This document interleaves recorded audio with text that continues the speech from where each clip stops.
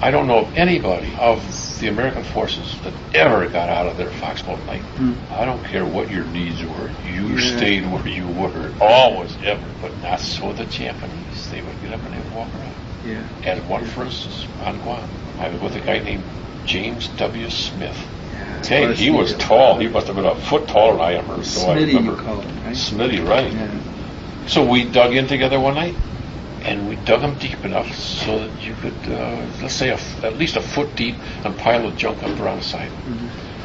So you kind of slept or rested facing each other, lying down full length facing each other. So that I was watching out over his back, and he was watching out over my back, because if I turned around and faced my own way, why, there's a big hill, you know.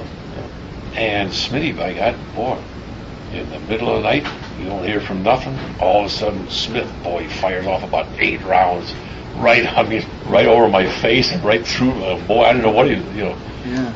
And a Japanese soldier had been walking past over me, you know, behind me.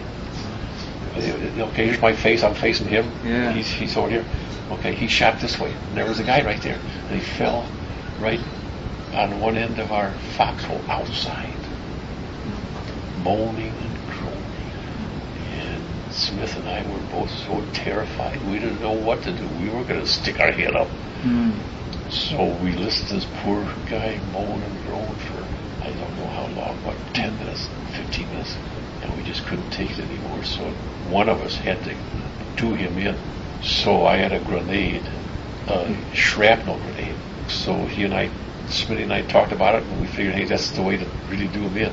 And we decided, hey, if he still had enough life in him to talk or groan, he might have enough life in him. If he knew what the sound of a grenade was like, he might find it and pop it back into us. See? So you knew that the grenade lasted, let's say, about 6 to 10 seconds, let's say, once you let the handle go.